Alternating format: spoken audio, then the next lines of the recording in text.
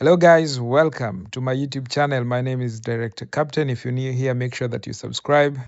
Leo nawapeleka Africa. As you see, hata barabara huku walls zimebomoka bomoka, but this is Africa in America. So I want to walk with you guys, show you around. You can see pale pameandikwa Harambe, Port of Africa. Welcome to Harambe, Port of Africa. Ukiona tu hivi, unaona nika uko Africa. Unaona? This one looks like Africa. Ni vile tu iko America.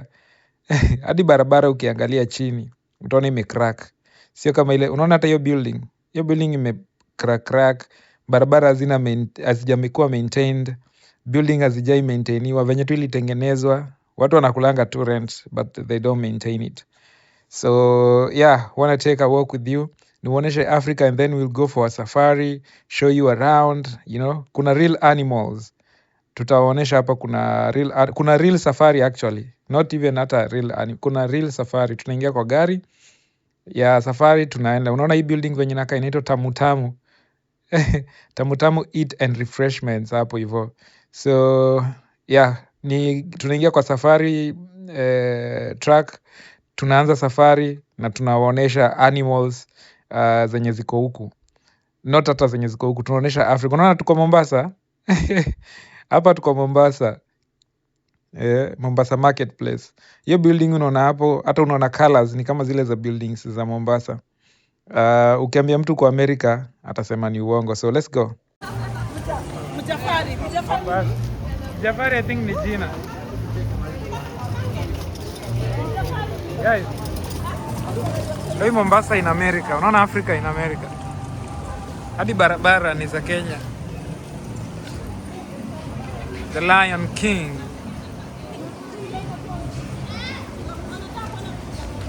Wanataka kuona? Hizo ni masouvenir tu wanauza hapo ndani.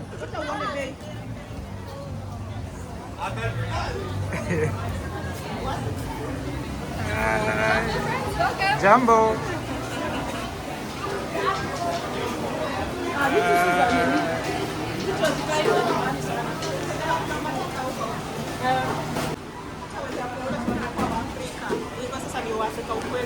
Sasa wameka wazungu tu ndio wanauza.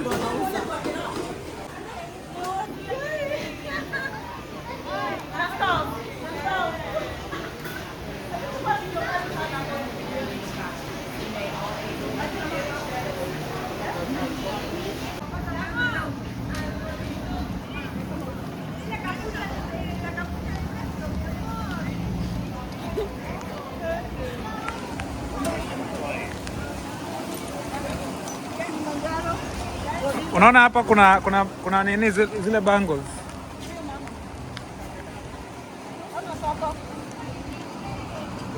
Hii ni soko. Hii soko nayo wamefail. Ona ile ni kinyozi ati place ya kuchorwa. I thought ni baba shop.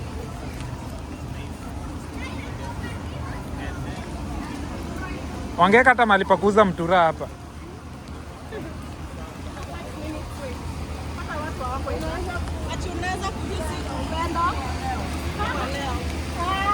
Kwani ni nini hiyo sasa? Will be open until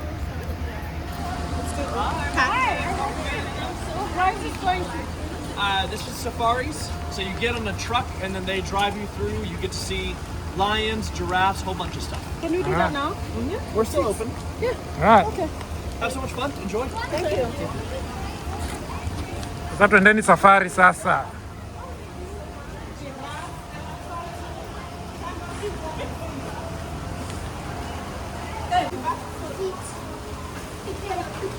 Please proceed. Okay. Hala.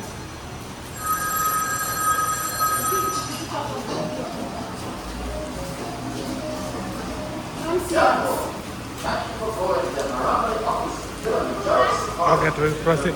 Okay. Anasema tu proceed. Oh, makona ni mingi juu ya watu line.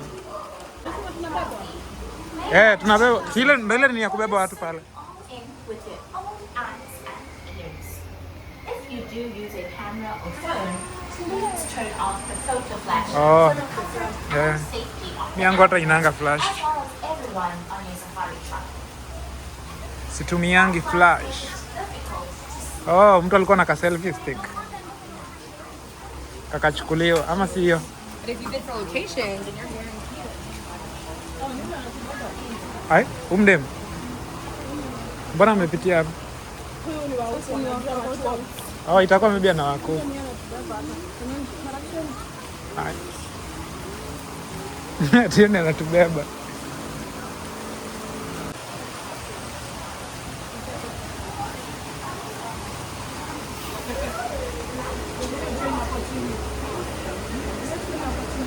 Oh. Jiamvua. Hello.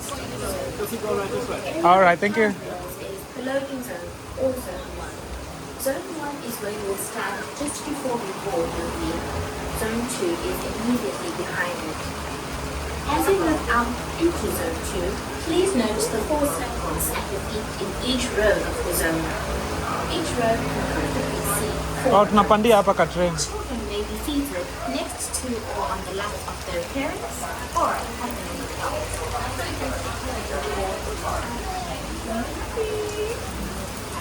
Ah. Ati Kilimanjaro safari.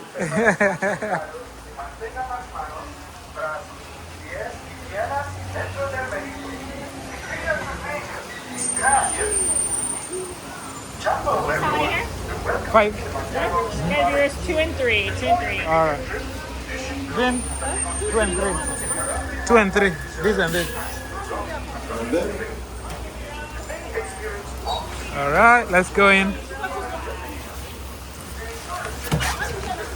Cambodia Explorers, that's the Swahili word for welcome. Glad to have everybody on board with us.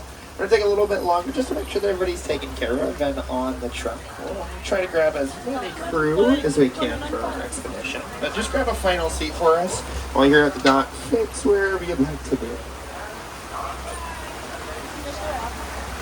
Onyeshe hapo. Songa huko. Lakini okay. Hapo na makaratasi lakini vaya ya kichwa. Alright, Explorers, looks like we've got everybody we can, so just go ahead and watch your hands, arms, feet, and legs. Doors and those right are going to start sliding closed in just a moment. Get dressed, ready to go. Everybody's as safe as possible, so I do want to make sure that we are remaining seated for us, at the bottom, either on a bench or on a lap. Just make sure we're keeping everything, including our hands, arms, feet, and legs, inside the vehicle for us. Now, we're going to head a little further into the Aturi Rainforest. What already surrounds much of basically many of the rather unique species that call this ecosystem home. Now you might notice that the brush line's pretty dense around us, so it can make it a bit harder for us to see some species. Many do blend in, and camouflage is their way of winning the dangerous game of hide and seek that prey and predator often play. So we'll keep our eyes and our ears peeled for any movement that we can find in the brush line. Looks like we've got little coffee over on our right-hand side. Those animals are known for their white striping on their backsides and on their legs. They really do help them blend in. It confuses many predators, making them think that sun is actually peering right through the leaves. And while you might not think it's as effective as it is, I promise you it can. In fact, the okapi was so elusive that it wasn't discovered by Western science until 1901, meaning the first time anybody outside of Africa got to see the animal with their own eyes was actually just a little more than a century ago. And in that short span of time, we've come to recognize that okapis are actually the closest and only living relative of the giraffes. That's right, giraffes and okapis share their own little branch on the tree of life and have no other close relatives anywhere in the animal kingdom. Now up ahead on your right, you might notice there's a large nest that does belong to a set of birds we haven't gotten a glimpse of yet. There are saddle-billed storks in these regions, and I wouldn't be surprised if we catch glimpses of kuna nini hapa mbele. them. Now I know that some of our explorers thought they caught a glimpse of something on the left. Let's see if we can see what it was.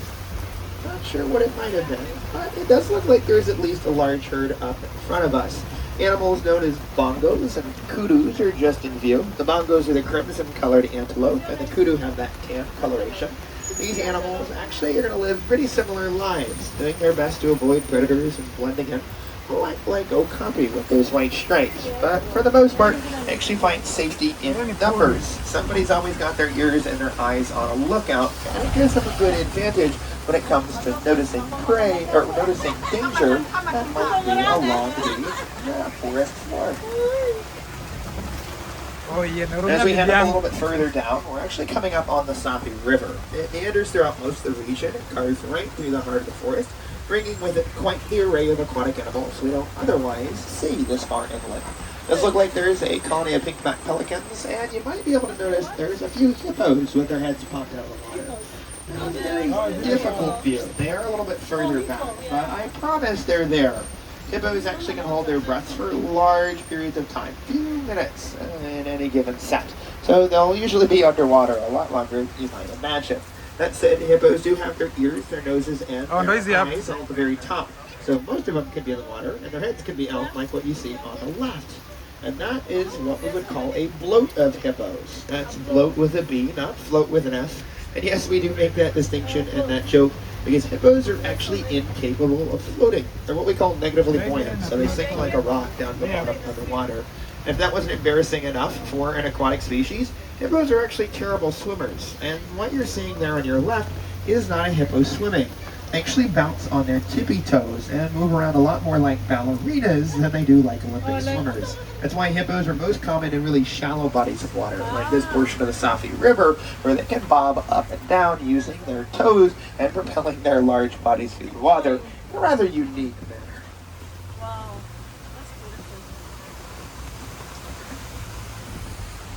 Now we're going to head a little bit further down and cross the river here. We're actually going to head the opposite direction of the Safi, but nonetheless it gives us an excellent view of the beautiful falls on either side that many tourists come from around the world to see. Now, this river, though beautiful and pristine now, wasn't always the case. In fact, when the reserve first opened, the river was heavily polluted, full of human debris and trash that should not have been here. We actually had to partner over multiple years with local communities and villages along the river in order to clean it up. That shows that we can have an impact on the environment around us, and you don't have to be a warden in the heart of Africa to make a difference like that. I promise we all can find ways to keep the world a little bit more wild, and while we're out and about looking for your favorite animals here on the reserve, keep in mind how you might be able to help protect these species or the ones that you call neighbors back at home. Now up ahead, you'll see that the tree line is opening here. It's going to be our first time to escape from the forest since leaving behind base camp. That means we're actually going to jump down onto the open plains of East Africa.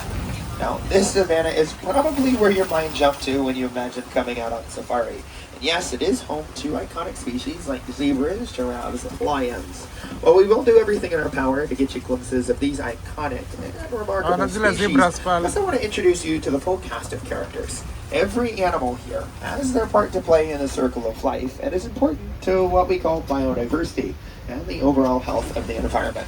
You can see kind of scattered all along the acacia trees, there's large groups of wildebeest that you see out in the distance. Wildebeest are a species of antelope, and they're known for their rather odd appearance. That's actually where the name wildebeest largely comes from. They've kind of got an odd and blocky face, unlike the other antelopes they're close cousins with, and that's why the Dutch referred to them as wild beasts. They also have a very unique defense mechanism that may have played part in that name. They actually will scatter and stampede. If you've ever seen Disney's The Lion King, I know there's a sequence in that film you might be thinking of, and that's actually more scientifically accurate than you might imagine. They will frantically run, trying to cause confusion among the predators that hunt them, but they also are attempting to knock down the animals that hunt them, much like what a bowling ball would do to a bowling pin, kind of adding to the wild beast demeanor that these animals have. They're also joined by sable antelope off here to the left-hand side. You can see them in clear view. Those curved horns are pretty typical of the species, and they also have a rather territorial temperament. They will protect themselves and their young cows from any predator that attempts to harm them. They're actually uniquely one of the few species on the planet that protects other animals. It's not known why that defense mechanism evolved, but nonetheless it's an inspiration to us that we can help protect species the same way we do. That's actually why they were made the icon of the wildlife park. You may have seen their silhouette on the signs as you entered into the reserve today. It's, again, a reminder to us, but also a warning to poachers that may try to sneak onto the reserve, telling them that we will do everything in our power to prevent them, the same way the sables will. Now, closer to us, these are the wildebeest we first mentioned when coming down the hill line. You can see that they're actually pretty common and form rather large groups. There's actually another group of them kind of tucked behind in the brush up in front of us, and we'll see them routinely. Now, because we see them as often as we do, they do go by a number of names. Throughout much of southern Africa, the Dutch Afrikaans wildebeest is pretty common. But here in East Africa, we actually go with the indigenous word, gnu. That's G-N-U. It was given to them because it's very familiar to the sound that they make. Yes, in the same way that cows go moo, it's very common to hear wildebeest go gnu.